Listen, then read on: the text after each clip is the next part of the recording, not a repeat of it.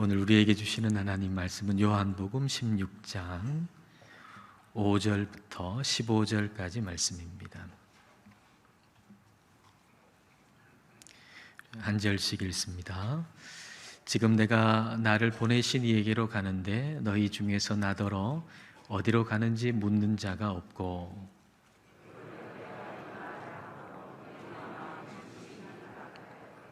그러나 내가 너희에게 실상을 말하노니 내가 떠나가는 것이 너희에게 유익이라. 내가 떠나가지 아니하면 보혜사가 너희에게로 오시지 아니할 것이요 가면 내가 그를 너희에게로 보내리니.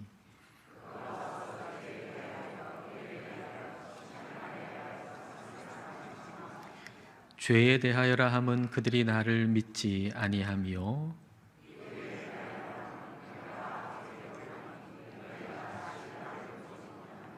심판에 대하여라 함은 이 세상 임금이 심판을 받았음이라.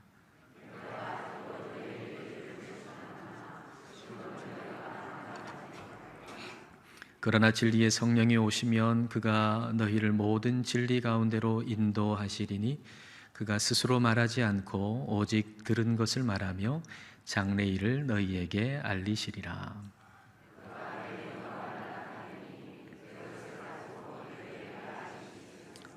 함께 읽습니다. 무릇 아버지께 있는 것은 다 내 것이라.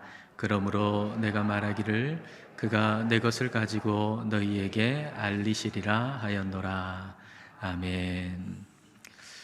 오늘 읽은 요한복음 16장 말씀은 유월절 만찬 자리에서 예수님께서 제자들에게 하신 말씀입니다.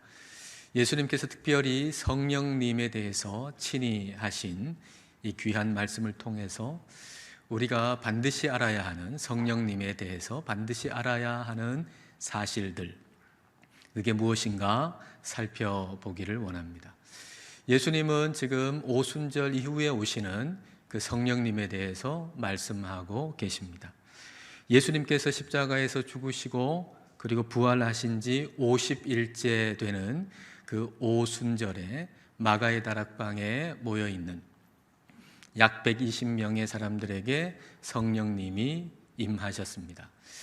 교회력으로 볼 때 바로 오늘이 그 오순절 성령 강림 주일입니다. 근데 성령님은 오순절 때 처음 임하신 것이 결코 아니죠. 성령님은 성부 하나님, 성자 하나님과 같은 하나님이시고 그래서 이미 존재하셨고 이미 활동하셨습니다. 오순절 이전인 구약 성경에서도 성령님께서 역사하신 것을 우리는 읽을 수가 있습니다. 그러면 오순절에 성령님이 임하신 것에 특별한 이유가 어디 있을까요? 오순절 성령 강림 때에 성령님이 임하신 것이 불의 혀같이 갈라지는 모습이 보였다거나 또는 방언을 했다거나 그런 특별한 현상 때문에 특별한 것이 아니라 오순절 이후에 임하신 성령님께서는 우리 안에 거하시기 위해서 오셨다는 게 특별한 것입니다.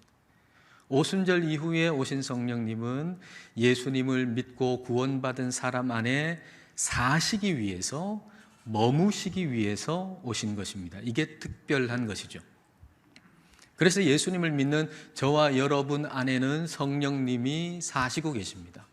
성령님이 거하고 계십니다. 이 사실을 우리는 믿고 확신하고 그리고 감사해야 합니다. 내 안에 성령님이 사시고 계시다. 이 사실에 대해서 우리가 항상 믿고 확신하고 감사해야 돼요. 내 안에 지금 성령님이 사시고 계시다. 너무 감사합니다. 이렇게 감사해야 합니다. 그리고 또한 우리 안에 성령님께서 하시는 일이 무엇인가를 분명히 알고 그리고 그것을 말할 수 있어야 합니다. 간혹 이런 경우가 있어요. 부모님 집이든지 아니면 친척 집이든지 아니면 친한 친구 집이든지 그 집에 가는데 아무 문제가 없습니다. 내비게이션 없어도 갈 수 있습니다. 그런데 문제는 어떤 사람이 그 집에 택배를 보내야 되겠는데 그 아파트 이름 그리고 몇 동 몇 호인가 좀 말해 주세요. 그렇게 얘기할 때 그 아파트가 무슨 아파트다까지는 얘기했는데 그 다음에 그게 몇 동인지를 모르겠어요. 거기 가가지고 오른쪽에 있는 첫 번째 동인데 그게 몇 동이더라? 거기에 가가지고 그 올라가서 3층에 가가지고 3층에 오른쪽에 있는 그 집인데 그게 몇 호더라? 내가 거기에 가본 적도 있고 갈 수도 있고 아무 문제 없지만 가는 데는. 그런데 다른 사람한테 한 번도 얘기해 본 적이 없는 거예요. 그러니까 갑자기 누가 물으니까 그게 몇 동이더라? 그게 몇 호더라? 그렇게 되는 것이죠. 성령님에 대해서도 그와 같은 일이 있을 수 있다라고 하는 거예요. 분명히 성령님이 하나님이신 줄 알아요. 그리고 내 안에 계시다는 것도 믿어요. 그런데 누가 성령님이 무슨 일을 하셨냐 물으면 말할 수 없는 거예요. 왜냐하면 그동안 말해 본 적이 없으니까. 나 혼자는 잘 믿는데, 나는 경험했는데 다른 사람에게 말해 본 적이 없어요. 그래서 성령님이 당신 안에서 하시는 일이 뭐냐고 물으면은 말할 수 없는 사람이 제법 있다는 얘기입니다. 이런 일이 없도록 오늘 말씀을 우리가 잘 기억했으면 좋겠습니다. 성령님께서 우리에게 총명을 주셔서 오늘 주시는 말씀을 잘 이해하고 잘 기억하고 그리고 다른 사람에게도 말할 수 있게 되기를 축복합니다. 성령님이 하시는 일이 무엇인가? 예수님은 세 가지를 말씀하고 계십니다. 자, 8절 말씀을 보겠습니다. 그가 성령님이죠. 성령님이 와서 죄에 대하여, 의에 대하여, 심판에 대하여 세상을 책망하시리라. 여기 세 단어를 우리가 꼭 기억해야 되겠습니다. 죄, 의, 심판. 이 세 가지 단어를 기억하십시오. 성령님께서 오셔서 죄에 대해서, 의에 대해서, 심판에 대해서 누구를 책망하신다고 했습니까? 세상을 책망하신다고 했습니다. 이 말의 의미가 뭘까요? 성령님이 우리에게 오셔서, 우리 안에 오셔서 죄에 대해서, 의에 대해서, 심판에 대해서 알게 하시고 깨닫게 하시고 거기에 머무르지 아니하고 우리를 통해 이 세상에도 그것에 대해서, 그 세 가지에 대해서도 알게 하시기를, 알리기를 우리 성령님께서 원하시고 그 일을 하신다는 얘기죠. 이 세 가지에 대해서 우리는 분명히 알고 있어야 할 뿐만 아니라 다른 사람에게 대해서도 이 세 가지를 이야기할 수 있어야 한다라고 하는 얘기입니다. 그러니까 그 첫 번째는 죄에 대해서입니다. 9절 말씀 함께 읽겠습니다. 죄에 대하여라 함은 그들이 나를 믿지 아니하며. 예수님을 믿지 않는 게 죄라 그랬습니다. 왜 예수님을 믿지 않는 게 죄일까요? 죄라고 하는 이 헬라어 단어는 하마르티아라고 하는 단어인데 이 죄라고 하는 단어의 의미는 목표, 타겟, 목적을 벗어나는 걸 의미합니다. 그러면 죄가 뭔가를 깨달으려면 목적이 뭔가를 분명히 알아야 됩니다. 목적이 무엇인지를 모르기 때문에 죄가 뭔지를 모르는 거죠. 왜냐하면 죄의 의미는 목적을 벗어났다는 의미니까 목적을 분명히 뭔가 알아야, 목적이 무엇인지 알아야 죄가 뭔지를 깨달을 수가 있는 것이죠. 근데 성령님은 목적이 무엇인가, 인생의 목적이 무엇인가라고 하는 걸 깨닫게 해주시고 그 목적지로 우리를 끊임없이 인도하시는 분이 성령님이세요. 그러면 그 목적지는 무엇입니까? 아니, 누굽니까? 13절 말씀을 보겠습니다. 자, 13절 같이 읽을까요? 그러나 진리의 성령이 오시면 그가 너희를 모든 진리 가운데로 인도하시리니 그가 스스로 말하지 않고 오직 들은 것을 말하며 장래 일을 너희에게 알리시리라. 진리의 성령이 오시면 그랬는데 이미 우리에게는 진리의 성령님이 오셨죠. 그런데 진리의 성령님께서 우리를 모든 진리 가운데로 인도하신다 그랬어요. 모든 진리가 뭐겠어요? 예수님에 관한 모든 진리. 그 모든 진리는 곧 예수님이신 거죠. 그러니까 성령님께서는 우리를 끊임없이 예수님의 진리, 예수님의 진리의 말씀, 그분에게로 인도하신다는 얘기예요. 장래 일을 너희에게 알리신다. 그럼 이 장래 일은 뭐겠어요? 우리가 미래에 어떻게 되고 뭐 점치는 것처럼 그런 걸 얘기하는 것이 아니라 예수님에 대한 장래의 일이에요. 예수님이 장차 어떻게 하실 건지. 그 중에 하나가 뭐겠습니까? 예수님 다시 오신다는 거죠. 예수님 다시 오신다는 걸 성령님은 우리에게 알게 하시고 믿게 하시고 기다리게 해 주시는 것입니다. 이와 같은 성령님의 인도함을 받으려면 우리는 성경을 부지런히 읽어야 돼요. 우리 성령님께서 우리를 인도하실 때에 그 예수님의 진리, 이 성령님이 인도하시는 것과 성경의 말씀이 다르지 않기 때문이죠. 그래서 성령님의 인도하심을 받으려면 우리는 성경을 부지런히 읽어야 하는 것입니다. 성령님이 우리 안에 오셔서 외치시는 소리를 요약한다면 그것은 오직 예수, 오직 성경이에요. 성령님이 우리 안에 오셔서 하시는 말씀이 있는데 그걸 요약하면 오직 예수, 오직 성경.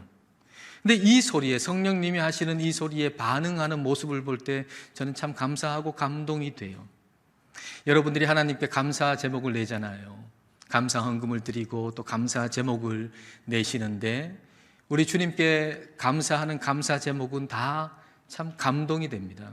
그걸 읽으면서 참 감동이 되고 감사하게 되는데요. 최근에 여러분 내신 그 감사 제목 가운데 인상적인 것 하나 있었어요. 그것이 이런 감사 제목이에요. 목표한 만큼 성경 읽음에 감사합니다. 성령님 인도하심에 순종하며 살아가길 기도합니다. 감사가 이 감사예요. 목표한 만큼 성경 읽게 해주셔서 감사합니다. 성령님 인도하심 순종하면서 따르게 해주십시오. 살게 해주십시오. 목표한 만큼 성경을 읽어서 감사하다는 이 감사 제목이 얼마나 제게 감동이 되든지요. 또 감사가 되든지요. 성령님께서 이 성도님에게 이렇게 역사해 주신 게 참 감사했어요. 성령님, 내가 이만큼 성경 읽고 싶습니다 하고 목표를 삼게 한 것도 성령님께서 하신 거고, 그렇게 성경을 읽게 하신 것도 성령님이 하신 거고, 성령님께 순종하겠다고 기도한 것도 역시 그 성도님 안에 있는 성령님께서 하신 일입니다. 성령님은 우리 안에 오셔서 인생의 목적이 예수님이 되게 해주시는 거예요. 성령님은 우리 안에 오셔서 인생의 목적이 예수님이 되게 해주셔서 그분의 말씀을 끊임없이 읽게 만들고 그리고 그분께 순종하게 만드는 것이죠. 그래서 그 목적을 벗어나 예수님 믿지 않는 게 죄라는 걸 깨닫게 해주는 거예요. 예수님이 목적이라고 하는 걸 깨달으니까 이제 죄는 예수님 믿지 않는 게 죄구나. 예수님이 나를 사랑한다는 걸 믿지 않는 게 죄고, 예수님이 내 인생의 주인이라고 하는 걸 믿지 않는 게 죄고, 예수님이 내 인생의 목적이라고 하는 걸 믿지 않는 게 죄인 거예요. 그래서 예수님을 벗어나서 다른 걸 목적으로 삼아서 살아가는 인생이 얼마나 허무한지를 알게 되는 거죠. 그리고 그것을 내가 알 뿐만 아니라 다른 사람에게도 알리게 하시는 일, 그 일을 성령님께서 하시는 것입니다. 두 번째는 의에 대해서인데요. 10절 말씀 함께 읽습니다. 의에 대하여라 함은 내가 아버지께로 가니 너희가 다시 나를 보지 못하며. 아버지께로 가신다 그랬어요. 예수님께서 아버지께로 가신다라고 하는 것은 예수님이 죽으시고 그다음에 부활하시고 승천하신다는 걸 의미하는 것이고, 부활하시고 승천하신다는 것은 예수님이 의인이시라는 것을 증명하는 것입니다. 사람들은 예수님의 죽음을 다른 사람, 일반적인 사람들의 죽음과 똑같이 생각하는 거예요. 그러나 예수님은 자신의 죄로 죽으신 분이 아니에요. 죄가 없는 의로우신 분이지만 우리의 모든 죄를 다 지시고 십자가에서 죽으셨어요. 예수님께서 부활 승천하심으로 바로 예수님의 죽음은 그와 같은 대속적인 죽음, 죄가 없는 의로우신 분이지만 우리의 모든 죄를 대신 지시고 죽으신 대속적인 죽음이라고 하는 걸 부활하고 승천하심으로 증명하신 것이죠. 성령님께서 의에 대해서 세상을 책망하신다라고 하는 것은 성령님께서는 예수님의 죽음의 이유가 대속적인 죽음이라고 하는 것을 우리가 알 뿐만 아니라 이 세상 사람들도 예수님의 죽음의 이유를 분명히 알게 되기를 간절하게 원하신다는 얘기예요. 꼬리에 꼬리를 무는 그날 이야기라고 하는 프로그램이 있어요. 근데 그 이야기 중에 1986년 6월에 여수의 한 동굴에서 시신으로 발견된 신호수라고 하는 그 당시 23살 된 청년의 죽음에 대한 이야기가 나왔어요. 목을 맨 채로 발견됐기 때문에 경찰은 자살했다라고 생각을 하고 묻어버렸어요. 그런데 신호수의 그 아버지가 그 얘기를 들어보니까 이 아들이 자살한 게 아니라고 하는 게 분명히 알겠어요. 근데 자살했대요. 그러니까 일생을 그 아들의 죽음의 이유를 밝히는데 그 일생을 사용하는 거예요. 그 일생 동안 우리 아들이, 내 아들이 자살한 게 아니라고 하는 죽음의 이유를 밝히는데, 그래서 23년 후에 23년 만에 아들이 가혹 행위에 의해서 타살됐다는 게 밝혀진 것이죠. 저는 이 이야기를 들으면서, 그리고 그 아버지가 인터뷰하는 것, 그 아버지의 눈물, 그것을 보면서 하나님 아버지의 마음을 생각하게 됐어요. 하나님 아버지의 마음. 하나님 아버지께서 그 아들 예수님을 이 땅에 보내시고, 그리고 우리의 모든 죄를 다 지시고 예수님께서 십자가에서 죽으셨잖아요. 근데 세상 사람들은 예수님이 그냥 자기의 죄로 죽었다고 생각하는 거예요. 그리고 많은 사람들은 그 죽음에 대해서 별로 관심이 없어요. 예수님이 2000년 전에 죽었는데 그게 무슨 나하고 상관이 있느냐는 식이에요. 그리고 예수님을 믿는 사람들도 크게 관심이 없는 것처럼 보일 때가 참 많아요. 그러나 하나님 아버지의 마음은 그렇지 않아요. 아들의 죽음의 이유를 분명히 이 세상 사람들이 다 알기를 원하시는 거예요. 우리 하나님 아버지의 마음은 한 사람도 그 아들 예수님의 죽음의 이유를 오해하는 사람이 없기를 바라는 거예요. 아니, 그 예수라는 분 그냥 자기 죄로 죽었지, 그 예수라는 분 죽음 나하고는 별로 상관없어, 그렇게 생각하는 사람이 한 사람도 없기를 바라는 거예요. 그게 아버지의 마음이에요. 그게 하나님 아버지의 마음이에요. 그 하나님 아버지의 마음을 누가 알아요? 아버지의 영, 하나님의 영이신 성령님이 아시잖아요. 그래서 성령님이 우리 안에 오셔서 우리 안에 사시면서 그걸 깨닫게 해주시고, 우리가 그것을 알 뿐만 아니라 예수님의 죽음의 이유를 알 뿐만 아니라 다른 사람에게도 예수님의 죽음을 알리게 하시는 일, 그 일을 우리 성령님께서 하시는 것입니다. 세 번째로 심판에 대한 것입니다. 11절 말씀 함께 읽겠습니다. 심판에 대하여라 함은 이 세상 임금이 심판을 받았습니다. 심판에 대하여라 함은 이 세상 임금이 누굽니까? 이 세상 임금 마귀죠. 마귀가 이미 심판을 받았다라는 거예요. 예수님이 십자가에서 죽으심으로 이 세상 임금인 마귀는 이미 심판을 받았다, 패배했다는 거죠. 물론 마귀는 지금도 활동하고 있어요. 그러나 그 활동은 우리를 결코 이길 수 있는 활동이 아니에요.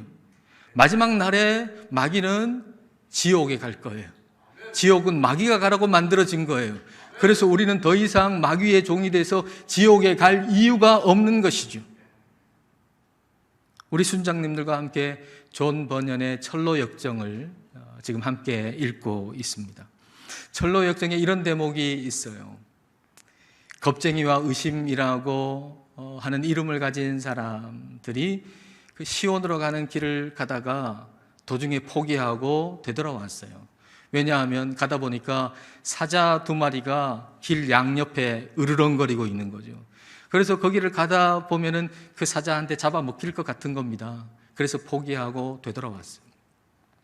되돌아오는 중에 그 길을 가고 있는 크리스천을 만난 거죠. 그리고 크리스천한테 얘기해 주는 겁니다. 좀 가다 보면 사자가 있을 거라고. 그 얘기를 듣고 이제 계속 가는데, 가다 보니까 진짜 길 양옆에 사자가 1마리씩 있는 거예요. 으르렁거리는 거예요. 이 길을 가다가는 저 사자한테 잡아먹히겠다. 겁이 나가지고 나도 돌아갈까, 이런 마음을 가지고 있는데, 그때 문지기가 얘기를 해주는 거죠. 저 사자는 지금 쇠사슬에 묶여있다. 그리고 팁을 하나 주는 거예요. 길 정중앙으로 걸어가라. 길 정중앙으로 걸어가면 아무 문제가 없을 거다. 그래서 그 말을 따라서 이 크리스찬이 길 정중앙으로 걸어가죠. 그러니까 정중앙으로 걸어갈 때 양옆에 사자가 그 크리스찬을 잡아먹으려고 확 오는데 쇠사슬에 딱 묶여가지고 오다가 더 이상 갈 수가 없는 거예요. 그래서 그 사자가 조금의 해도 크리스천에게 줄 수가 없었다는 겁니다. 예수 그리스도의 십자가의 죽음으로 마귀는 이미 패배했습니다. 마귀의 활동은 바로 이렇게 쇠사슬에 묶여있는 사자와 같은 것이죠. 우리가 말씀을 따라서 좌로도 우로도 치우치지 아니하고 말씀을 따라 중앙을 걸어가면 마귀는 우리에게 조금의 해도 끼칠 수가 없는 것입니다. 성령님은 마귀가 이미 심판받았다고 우리에게 깨닫게 해주시고, 그리고 세상 사람들에게도 그것을 우리를 통해 깨닫게 해주시도록 하시는 역할을 하시는 분입니다. 자, 이제 성령님께서 하시는 일, 여러분 이제 말할 수가 있겠습니까? 자, 먼저 세 가지 단어를 기억하셔야 되죠. 세 가지 뭡니까?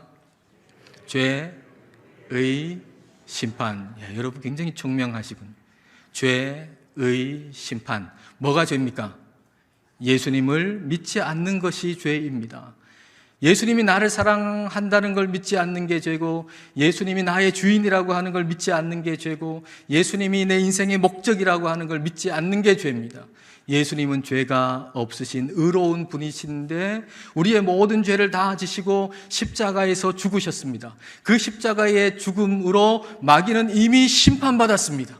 그래야 우리는 더 이상 마귀의 종이 돼서 지옥에 갈 이유가 없어졌습니다. 우리는 성령님 안에서 천국 백성이 되었습니다. 자, 이렇게 다른 사람에게 말할 수가 있으시겠죠? 성령님께서는 바로 이렇게 이 세 가지를 우리로 하여금 깨닫게 해주시고 다른 사람에게도 말할 수 있게 하시는 분이 바로 우리 안에서 하시는 성령님입니다. 이렇게 죄에 대해서, 의에 대해서, 심판에 대해서 알게 하시는 성령님이 우리 안에 계시면 우리의 삶에 일어나는 일들이 여러 가지가 있고 그 일들 중에는 근심되는 일도 있지만, 그러나 우리 안에 성령님이 계시면 실상은 유익입니다. 예수님이 떠나가신다는 말 듣고 제자들이 근심했습니다. 근심이 가득했습니다. 그런데 예수님은 이렇게 말씀하십니다. 7절 말씀입니다. 그러나 내가 너희에게 실상을 말하노니. 지금 제자들은 근심하고 있어요. 근심되는 일밖에 안 보여요. 그런데 예수님은 내가 너희에게 실상을 말하노니 내가 떠나가는 것이 너희에게 유익이라. 내가 떠나가지 아니하면 보혜사가 너희에게로 오시지 아니할 것이요 가면 내가 그를 너희에게로 보내리니. 보혜사는 성령님을 가리키는 거예요. 도울보, 은혜해, 스승사. 그래서 도우시는 은혜의 스승이라는 얘기죠. 우리 성령님은 우리를 도우시는 분이에요. 그러면 어떻게 도우세요? 성령님은 우리를 어떻게 도우시죠? 성령님은 우리를 목적을 향해서 끊임없이 가도록 도와주시는 분입니다. 그러면 그 목적이 무엇입니까? 아니, 누굽니까? 그 목적은 예수님이죠. 예수님이 우리의 삶의 목적이시고 예수님이 우리의 신앙의 목적이십니다. 7세부터 11세까지의 아이를 자녀로 둔 부모가 그 자녀의 이타심을 개발하기 위해서 병원에 입원한 아이들이 있잖아요. 그 병원에 입원한 아이들을 방문해서 그 아이들과 함께 놀아주는 그런 활동을 하게 했답니다. 이때 그 활동을 하고 나서 그 일부의 아이들한테는 작은 장난감을 보상으로 선물로 주었습니다. 그리고 또 일부의 아이들한테는 아무것도 안 주었습니다. 근데 다시 또 그 병원에 가서 그 아이들과 놀아줄 기회가 또 생겼는데 이전에 거기 가가지고 봉사하고 작은 장난감 받았던 아이들 중에는 44%만 다시 갈 의사를 비췄습니다.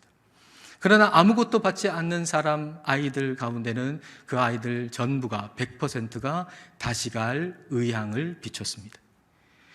좀 이상하죠? 우리는 생각하기를 어떤 보상을 받으면 더 그 일을 잘할 것 같잖아요. 그러나 그렇지 않다는 거예요. 그 자체가 목적일 때 우리는 그 일을 계속 지속할 수 있다는 얘기입니다. 우리가 예수님을 믿는 목적은 예수님입니다. 우리가 예수님을 믿는 목적은 다른 것이 아니라 예수님입니다. 예수님을 믿어서 우리가 물질적인 보상을 받고 건강의 보상을 받고 우리가 원하는 뭔가 보상을 받는다 생각한다면, 그것이 목적이라면 우리는 도중에 탈락할 겁니다. 여러분들이 예수님을 믿는 목적이 누군가의 칭찬이며 물질적인 보상이며 건강의 보상이며 내가 원하는 무엇인가 다른 보상, 그것을 얻는 것이라면 여러분 대단히 위험한 위치에 있습니다. 왜냐하면 신앙의 길 지금은 가고 있지만 언젠가 탈락할 가능성이 매우 크기 때문입니다. 성령님은 우리 안에 오셔서 우리의 목적이, 예수님을 믿는 목적이 예수님이 되게 해주시는 분이 성령님이십니다. 우리가 예수님을 사랑한다면 정말 가장 큰 보상은 예수님을 더 사랑하는 것, 예수님을 더 아는 것 아니겠습니까? 우리가 누군가를 사랑한다면 그 사람에게서 받을 보상은 그 사람을 더 많이 알게 되는 것인 것처럼, 예수님을 예배하는 가장 큰 목적은 예수님이 높임받는 거죠. 여러분, 지금 이 자리에서 우리 주님을 예배하는 목적이 어디 있습니까? 예수님을 예배하는 목적은 다른 데 있는 것이 아니라 우리 주님이 더 높임받는 것, 우리 주님이 영광 받으시는 것, 그것이 우리가 예배하는 목적입니다. 14절 말씀을 여러분 보십시오. 그가, 성령님이 내 영광을, 예수님의 영광을 나타내리니 내 것을 가지고 너희에게 알리시겠습니다. 성령님은 예수님의 영광을 나타내시는 분이에요. 성령님은 온통 예수님이신 분이에요. 그러므로 성령님이 우리 안에 계시면 우리의 삶에 일어나는 모든 일들을 통해서 우리를 예수님을 더 알게 하도록, 예수님을 더 사랑하게 만들도록 하시는 분이 예수님이에요. 성령님이세요. 그러니까 그 성령님은 목적을 향해서 가게 만드시는 거죠. 우리 성령님은 목적인 예수님을 향해서 끊임없이 가도록 만드는 거, 그게 우리 성령님이세요. 그래서 성령님이 우리 안에 계시면 근심되는 것처럼 보이는 일일지라도 성령님이 그 일을 통해서 우리를 주님께로 더 가까이 나아가도록 해주시기 때문에 실상은 유익이 된다는 것입니다. 여러분, 성령님께 우리의 마음을 활짝 열고 우리 안에서 역사하시는 성령님의 그 역사하심이 풍성하게 열매 맺게 되기를 주님의 이름으로 축복합니다. 기도하겠습니다. 이 시간 기도하실 때 성령님이 내 안에 계심을 믿고 감사합시다. 그리고 성령님께서 죄와 의 그리고 심판에 대해서 세상을 책망하시는 일을 하신다는 걸 알고 성령님께서 하시는 일에 잘 참여하기를 기도합시다. 예수님을 믿지 않는 것이 죄라는 사실, 예수님은 죄 없는 의로우신 분으로 우리의 모든 죄를 대신하여 십자가에서 죽으셨다는 사실, 예수님의 십자가의 죽음으로 마귀는 이미 심판을 받았다는 사실을 성령님 안에서 우리가 알고 이것을 우리를 통해서 세상도 알게 해달라고 기도합시다. 그리고 성령님 안에서 오직 예수, 오직 성경, 예수님으로 충만하고 말씀으로 충만하여 살기를 이 시간 함께 기도하시겠습니다.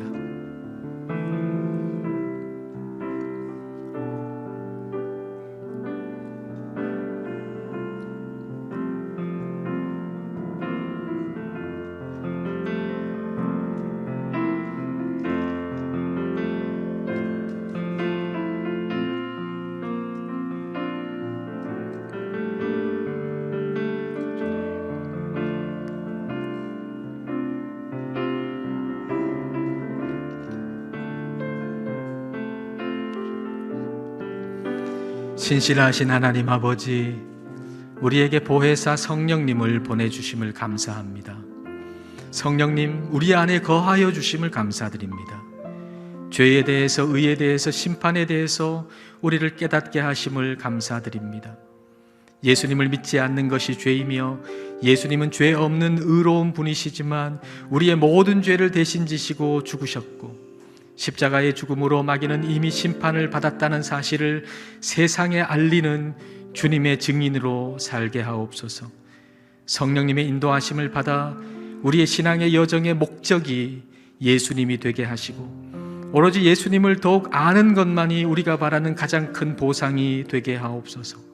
성령님께 마음을 활짝 열어 성령님께서 우리의 삶을 통해 하시는 모든 일이 풍성한 열매를 맺게 하옵소서. 예수님 이름으로 기도드립니다. 아멘.